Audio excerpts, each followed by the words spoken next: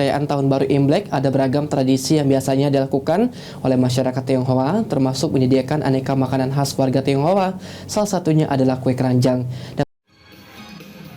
Dalam perayaan Tahun Baru Imlek ada beragam tradisi yang biasanya dilakukan oleh masyarakat Tionghoa, termasuk menyediakan aneka makanan khas, salah satunya adalah kue keranjang. Lantas, apa makna bagi-bagi angpau dan sajian kue keranjang bagi masyarakat Tionghoa dalam setiap perayaan Tahun Baru Imlek? Menurut Meme, salah satu pemilik toko kue di kota Palembang, kue keranjang memiliki rasa yang manis dengan tekstur yang kenyal.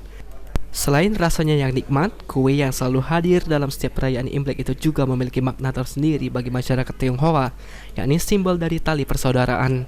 Hal ini sebagaimana karakter dari salah satu bahan dasar yang digunakan untuk membuat kue tersebut, yakni tepung beras ketan. Juga ini penasaran apa aja sih makanan atau hidangan yang biasanya dihidangkan pada saat perayaan Imlek? Ya, jadi pada saat perayaan Imlek kita tuh menghidangkan kue keranjang ya. Itu yang khasnya kue keranjang itu sebagai lambang kan terbuat dari ketan. Itu sebagai lambang apa ya? Lengket kayak gitu. Jadi rukun ya. Jadi keluarga tetangga mempererat hubungan kekeluargaan.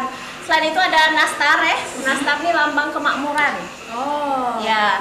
Dan selain itu juga kue lapis, mak subah yang berlapis-lapis melambangkan rezeki yang datang terus tiap tahun berlapis-lapis. Aji Delia, PAL TV.